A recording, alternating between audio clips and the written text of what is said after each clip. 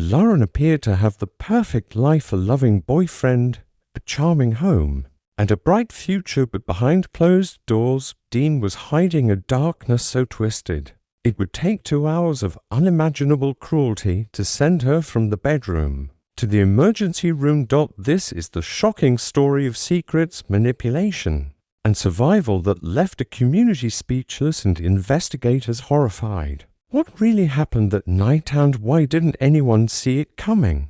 Lauren Green had always been described as someone who had her life figured out. At 27, she had already secured a solid career as a registered nurse in Tampa, Florida. She was warm, empathetic, and well-liked by her peers. Her Instagram feed was a carefully curated blend of weekend hikes, coffee dates, and smiling selfies with her boyfriend, Dean Walker. Dean, a 32-year-old paramedic, was often praised for his calm under pressure and heroism on the job. Their matching scrubs and mutual dedication to saving lives gave the impression of a fairy tale. Pairing to people meant to be, working together in harmony. To friends, family, and even strangers online, Lauren and Dean were the kind of couple others envied. But there were subtle signs of trouble that few noticed at first. Lauren started declining social invitations more frequently. She stopped attending the Friday night dinners with a close-knit group of nursing colleagues. When asked why, she'd simply say she was tired or that Dean had planned something special. Her once lively and energetic demeanor began to fade. Co-workers started whispering in break rooms, trading worried glances when Lauren arrived late or with visible tension on her face. She began covering up more long sleeves in summer, heavy makeup under her eyes. One colleague noticed a thin, yellowing bruise on her wrist. When questioned, Lauren smiled and blamed it on a clumsy accident at home. Despite their doubts, no one pushed her hard. Lauren had always been private, and if she said everything was fine, most chose to believe her. Meanwhile, Dean's presence grew more controlling. He would show up at Lauren's workplace unannounced, sometimes bringing coffee, other times just to say hi. But there was always a layer of scrutiny in his eyes. He seemed more interested in watching who Lauren spoke to than in greeting her warmly. At home, things had already begun to spiral. Dean's jealousy didn't come from nowhere. It arrived in small waves, questions about text messages, suspicion over male colleagues, and accusations laced with a smile that made them harder to challenge. Lauren tried to appease him, thinking it was just a rough patch. She made excuses for his temper, his silence, the sudden mood swings. After all, he worked a stressful job just like she did. Maybe he just needed time, space, or love. But what he really needed was control, and that need was growing. As the weeks turned into months, Lauren began writing down the incidents, not in a diary, but in a hidden notes app buried in her phone. She feared speaking up, unsure if anyone would believe her. There were moments when Dean was the man she fell in love with, sweet, attentive, and full of warmth. But those moments were becoming rare. Her life had quietly become a cycle of highs and terrifying lows. And as the pressure mounted, Lauren had no idea that the worst night of her life was just around the corner. The night began like many others, quiet and seemingly normal. Lauren returned home after a long shift at the hospital. Her feet ached, and all she wanted was a warm shower and a moment of peace. Dean was already home, sitting on the couch, scrolling through his phone. He looked up briefly, offering a tight smile, but something in his eyes was off, distant, unreadable. Lauren sensed the tension but said nothing. She had learned by now that small comments could spark big reactions. Dinner was silent. Dean pushed food around his plate while Lauren tried to make light conversation, but he barely responded. She cleared the table alone, washed the dishes, and tried to shake the sinking feeling in her chest. When she came out of the kitchen, Dean was no longer in the living room, she called his name softly, then climbed the stairs, her body tense with dread. He stood in their bedroom doorway, arms crossed, staring at her phone on the nightstand. Without warning, he demanded to know who she had been texting. Lauren froze. She tried to explain it was just a co-worker, a nurse from her shift group, but her words only seemed to fuel his anger. Dean accused her of hiding things, of lying, of being unfaithful. His voice rose, then dropped into a cold, calculated calm that was even more frightening than the shouting. What followed next was something Lauren never imagined could happen to her. Dean snapped. His fury turned physical. The next 2 hours were a nightmare. Lauren endured relentless physical violence, slaps, punches, being thrown against the wall. He locked the bedroom door and kept the lights dimmed. She screamed at first, but the sound died in her throat as he warned her not to make a noise. Time slowed. Every second felt like an eternity. Lauren's mind disconnected from her body. She stopped resisting, stopped crying. She focused on breathing, on surviving. The injuries piled up, cracked ribs, bruises, scratches that would leave scars. Dean wasn't the man she once loved. He was a stranger with rage in his veins, and she was just something to break. At one point, she blacked out. When she came to, she was lying on the floor, her face swollen, her shirt torn. Dean stood over her, breathing heavily, his face pale, like he had just realized what he'd done. But there was no apology, no remorse, only silence. He left her there and walked out. Lauren crawled to her phone. Her fingers trembled as she dialed 911. The dispatcher stayed on the line while she whispered the address, barely able to speak. When paramedics arrived, she was covered in blood, her eyes vacant. They rushed her to the emergency room, the same one she had walked through every day for years. Only this time, she wasn't saving someone else. She was the one who needed saving. Lauren's admission to the emergency room sent shockwaves through the hospital. Her co-workers, stunned by her condition, worked quickly and professionally to treat her, though many recognized her immediately. The bruises, broken bones, and deep cuts told a grim story that she couldn't speak aloud. She remained quiet, eyes staring blankly at the ceiling, unresponsive to most questions. But the weight of what had happened clung to the room like thick smoke. Her silence screamed what words couldn't.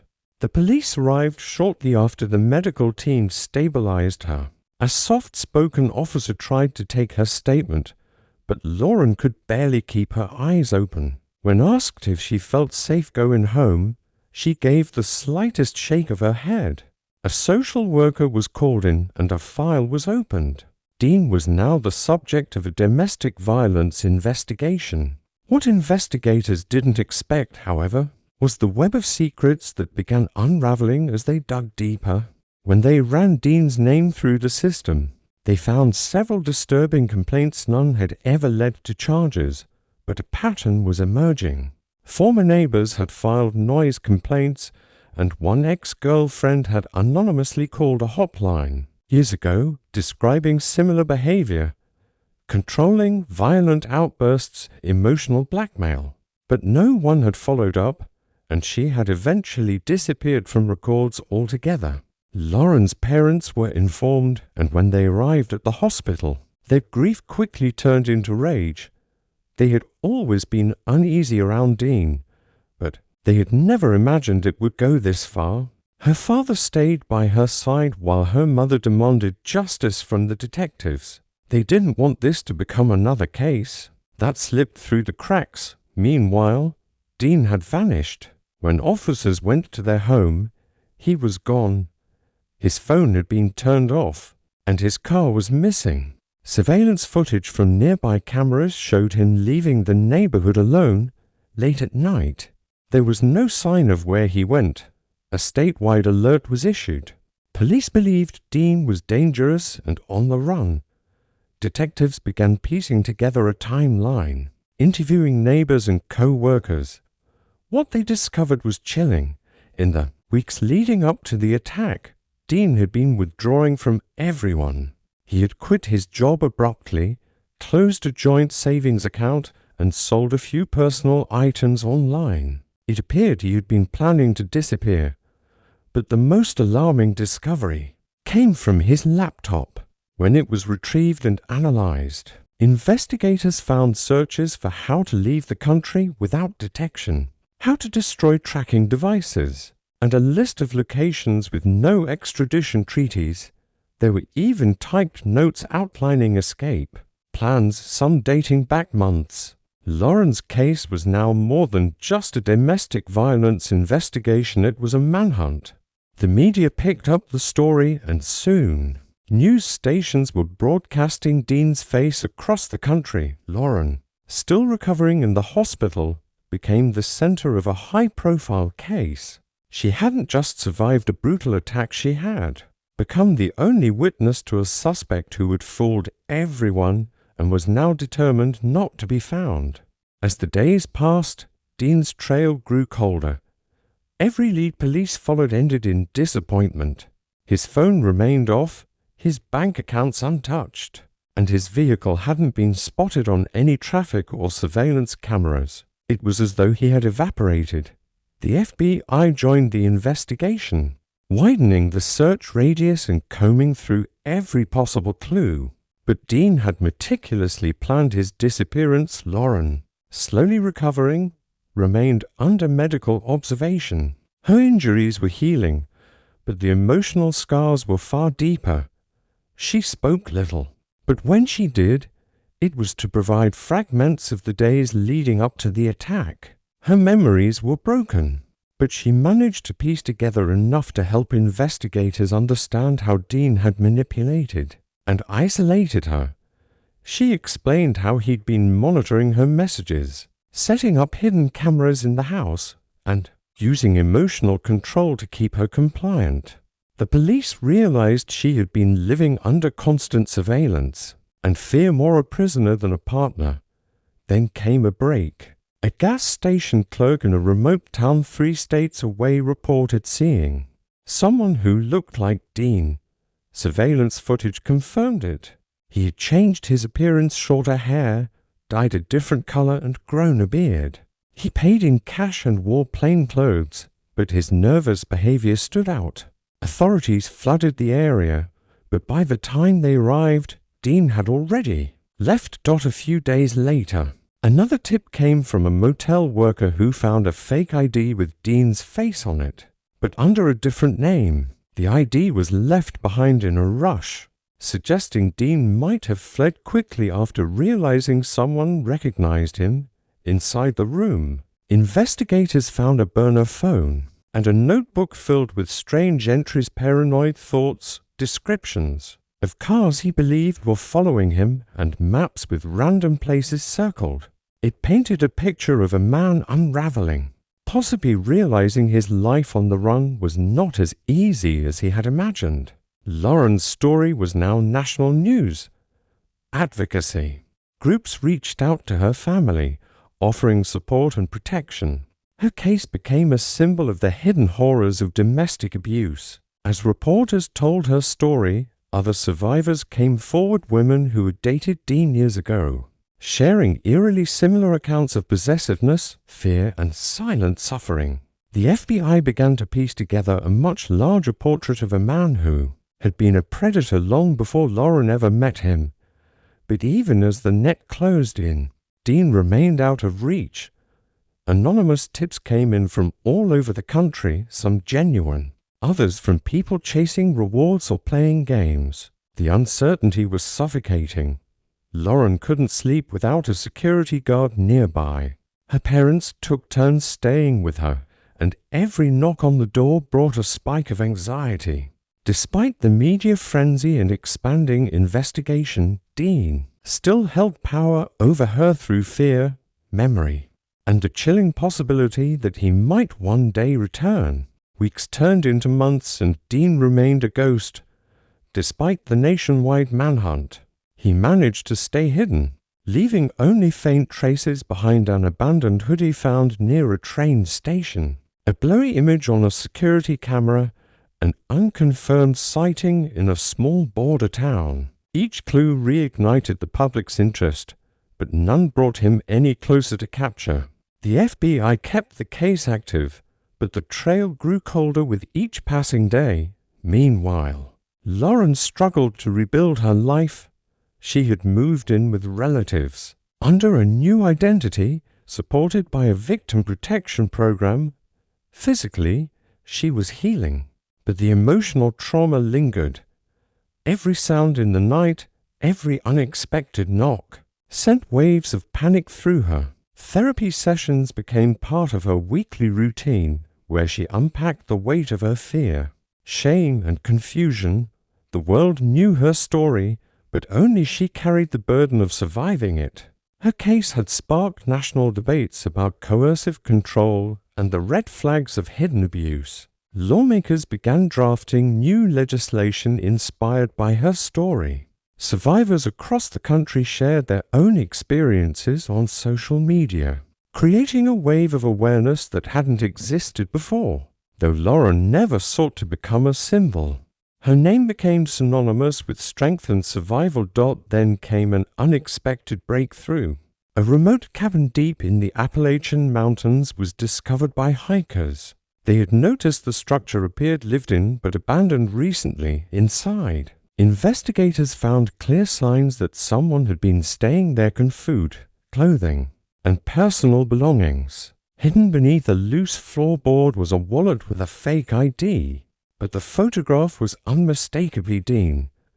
A nearby trail camera, owned by a local wildlife group, had captured images of him coming and going from the area, his face gaunt, beard overgrown, and clothes tattered. The FBI launched a tactical search, combing the surrounding wilderness with helicopters, drones, and K-9 units. Days passed with no sign of him, but then, in a steep ravine not far from the cabin, they found a body. It had been there for several days, partially buried by leaves and debris. Dental records confirmed it was Dean. He had died from a self-inflicted gunshot wound. A revolver was found near the body, and in his backpack was a worn notebook filled with disturbed writings. In the final pages, he described feeling hunted, paranoid, and utterly alone. The news of his death reached Lauren quietly, through a phone call from her case officer. There were no public statements, no press conferences. For her, the relief was private and quiet. The man who had shattered her life was gone, not through justice, but through his own cowardice. She would never get the answers she deserved, never hear the reasons behind his cruelty. But she was free. The nightmare had ended. Over time, Lauren found a new rhythm. Her wounds became scars, her story became a lesson, and her voice became a quiet strength that inspired others. Dean's legacy faded, while hers remained etched in the lives of those who finally saw the warning signs and chose to speak before it was too late.